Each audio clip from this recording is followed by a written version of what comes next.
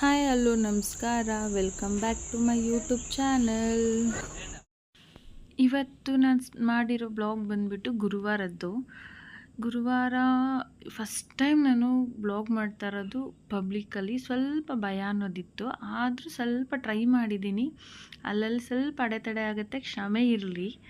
ಇದು ಜಯನಗರಲ್ಲಿರೋ ಗುರು ರಾಘವೇಂದ್ರ ಸ್ವಾಮಿ ಮಠ. ಅಲ್ಲಿ ನಾನು ನಾರ್ಮಲಾಗಿ ಹೋಗ್ತಾನೆ ಇರ್ತೀನಿ. ಜಾಸ್ತಿ ನಾನು ಈವ್ನಿಂಗ್ ಟೈಮಲ್ಲಿ ಹೋಗ್ತೀನಿ. ಈವ್ನಿಂಗ್ ಟೈಮ್ ತುಂಬ ರಶ್ ಇರುತ್ತೆ. ಆದರೆ ಈ ಸಲ ನಾನು ಬೆಳಗ್ಗೆನೇ ಹೋಗಿದ್ದೆ, ಒಂದು 10:30 ಅನ್ನಂಗೆ. ಆವಾಗಲೇ ನೋಡಿ ಎಷ್ಟು ರಶ್ ಇದೆ ಅಲ್ಲಿ. ತುಂಬ ಜನ ಬರ್ತಾರೆ. ತುಂಬ ಭಕ್ತಿ ಜಾಸ್ತಿ ನನಗೆ ಇಲ್ಲಿ. ಯಾಕೆ ಅಂತ ಹೇಳಿದ್ರೆ, ಇವಾಗ ಕೆಂಗೇರಿನಲ್ಲಿ ನಮ್ಮ ಮನೆಗೆ ನಿಯರೇ ರಾಘವೇಂದ್ರ ಸ್ವಾಮಿ ಮಠ ಇದೆ. ಎಲ್ಲರೂ ನನ್ನ ತಮ್ಮ ಆಗಲಿ ನನ್ನ ಹಸ್ಬೆಂಡ್ ಆಗಲಿ ಹೇಳ್ತಿರ್ತಾರೆ ನನಗೆ, ಇಲ್ಲೇ ಹತ್ರ ಇಟ್ಕೊಂಡು ಯಾಕೆ ನೀನು ಅಲ್ಲಿ ತನಕ ಹೋಗ್ತೀಯಾ ಅಂತ. ಆದ್ರೇನು ಅಂತ ನನಗೂ ಗೊತ್ತಿಲ್ಲ. ಯಾವ ಥರ ಫೀಲಿಂಗ್ಸ್ ಇದೆ ನನಗೆ ಅಂದರೆ, ಮಂತ್ರಾಲಯಕ್ಕೆ ಹೋದಾಗ ಯಾವ ಥರ ಫೀಲ್ ಬರುತ್ತೋ ಅದೇ ಫೀಲಿಂಗ್ಸು ನನಗೆ ಈ ದೇವಸ್ಥಾನದಲ್ಲಿ ಬರುತ್ತೆ. ಅದೇ ರಾಘವೇಂದ್ರ ಸ್ವಾಮಿ ಮಠಕ್ಕೆ ಯಾವುದೇ ಬೇರೆ ದೇವಸ್ಥಾನಕ್ಕೆ ಹೋದರೂ ನನಗೆ ಈ ಥರ ಫೀಲಿಂಗ್ಸ್ ಕೊಡಲ್ಲ ನನಗೆ. ನಾನು ಜಾಸ್ತಿ ಜಯನಗರಲ್ಲಿರೋ ರಾಘವೇಂದ್ರ ಸ್ವಾಮಿ ಮಠಕ್ಕೆ ಬರ್ತಾನೆ ಇರ್ತೀನಿ. ಯಾವಾಗಾದರೂ ಗುರುವಾರ ಹೋಗಬೇಕು ಅಂತ ಅನಿಸಿದ್ರೆ ಸಾಕು, ನಾನು ಹೋಗ್ತಾ ಇರ್ತೀನಿ. ಈ ಥರ ಚೆನ್ನಾಗಿದೆ. ನೀವು ಯಾರಾದರೂ ಅಲ್ಲಿ ಹೋಗ್ತಾ ಇರೋರು ಯಾರಾದರೂ ನನ್ನ ಬ್ಲಾಗ್ ನೋಡಿದ್ರೆ ಒಂದು ಕಮೆಂಟ್ ಮಾಡಿ, ಓಕೆನಾ? ರಾಯರು ಎಲ್ಲರಿಗೂ ಒಳ್ಳೇದು ಮಾಡಲಿ, ಆರೋಗ್ಯ ಐಶ್ವರ್ಯ ಎಲ್ಲರಿಗೂ ಸಿಗಲಿ, ಒಳ್ಳೇದಾಗಲಿ ಅಂತ ದೇವ್ರನ್ನ ಬೇಡ್ಕೊತೀನಿ. ಮಠದಿಂದ ನಾನು ಸ್ಟ್ರೈಟು ಕ್ಯಾನ್ಸರ್ ಹಾಸ್ಪಿಟಲು, ಕಿದ್ವಾಯ್ ಹಾಸ್ಪಿಟಲ್ಗೆ ಹೋಗಿದ್ದು. ಇಲ್ಲಿ ನನ್ನ ಫ್ರೆಂಡ್ ಅವ್ರ ತಾಯಿಗೆ ಟ್ರೀಟ್ಮೆಂಟ್ ತುಂಬ ದಿನದಿಂದ ನಡೀತಾ ಇದೆ. ಅವಾಗವಾಗ ನಾನು ಇಲ್ಲಿ ಬರ್ತಾ ಇರ್ತೀನಿ.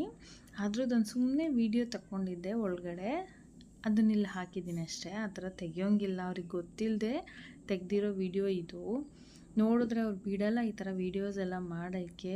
ವೀಡಿಯೋ ತೆಗಿಬಾರ್ದು ಅಂತ ಯಾರೋ ಹೇಳಿದ್ರು, ಆದರೆ ಹಾಗೆ ತೆಕ್ಕೊಂಡಿರೋದಿದು. ಹಾಗೆ ಹಾಸ್ಪಿಟಲಿಂದ ಬರಬೇಕಾದ್ರೆ ನನ್ನ ಫ್ರೆಂಡ್ ನನಗೋಸ್ಕರ ಊರಿಂದ ಅವ್ರ ಮನೆಯಿಂದನೇ ಹಲಸಿನಣ್ಣು ತಂದು ಕೊಟ್ಟಿದ್ರು. ತುಂಬ ಖುಷಿ ನನಗೆ. ಹಲಸಿನಣ್ಣು ಅಂದರೆ ತುಂಬ ಇಷ್ಟ ಅಂತ ತೊಗೊಂಡು ಬಂದು ಕೊಟ್ಟಿದ್ದಾಳೆ. Thank you.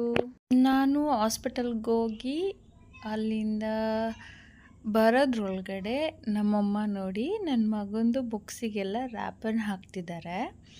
ಟೋಟಲ್ 19 ಬುಕ್ಸು ಮತ್ತು ರೈಟಿಂಗ್ಗೆ ಅಂತ 30 ಬುಕ್ಸ್ ಅವನಿಗೆ ಕೊಟ್ಟಿರೋದು. ಇಷ್ಟೊಂದೆಲ್ಲ ಹೇಗೆ ಓದ್ತಾನೆ ಅಂತ ನಿಜವಾಗ್ಲೂ ನನಗೆ ಗೊತ್ತಾಗ್ತಿಲ್ಲ. ICSE ಸಿಲೆಬಸ್ ಅವನು, ಅದಕ್ಕೆ ಇಷ್ಟಿರ್ಬೋದಂತ ಅನಿಸುತ್ತೆ. ಬೆಂಗಳೂರಲ್ಲಿ ಅವನಿಗೆ ಇದು ಫಸ್ಟ್ ಟೈಮು. ಅವನು ಇಷ್ಟು ದಿನ ಊರಲ್ಲಿ ಓದ್ತಾ ಇದ್ದ. ನಾನು ಅದಕ್ಕೆ ಹಾಗೂ ಕೇಳಿದೆ ನನ್ನ ಮಗನಿಗೆ, ಇಷ್ಟೆಲ್ಲ ಬುಕ್ ಇದೆಯಲ್ಲಪ್ಪಿ ಓದ್ಕೋತೀಯಾ ಅಂತ. ಅದಕ್ಕೆ ಅವನು ಒಂದೇ ಮಾತು ಹೇಳಿದ್ದು, ನಾನು ಓದ್ತೀನಿ ಬಿಡಮ್ಮ ಅಂತ. ನೋಡೋಣ ಹೇಗೆ ಓದ್ತಾನೆ ಅಂತ. ನಾವು ಓದಬೇಕಾದ್ರೆ ನಮಗೆಲ್ಲ ಇದ್ದಿದ್ದು 6 ಸಬ್ಜೆಕ್ಟು. ನಿಮಗೂ ಎಲ್ಲ ಅಷ್ಟೇ ಇತ್ತು ಅಂತ ನಾನು ಅಂದ್ಕೊತೀನಿ. ಅವಾಗೆಲ್ಲ ನಮ್ಗೆ ಅಷ್ಟೇ ಅಲ್ವಾ, ಅಷ್ಟನ್ನು ಓದೋಕ್ಕೆ ಅಷ್ಟು ಕಷ್ಟಪಡ್ತಿದ್ವಿ. ಈಗಿನ ಮಕ್ಕಳು ಇಷ್ಟೆಲ್ಲ ಹೇಗೆ ಮಾಡ್ತಾರೆ ಅಂತಲೇ ಗೊತ್ತಿಲ್ಲ ನಮಗೆ. ನೋಡಬೇಕು.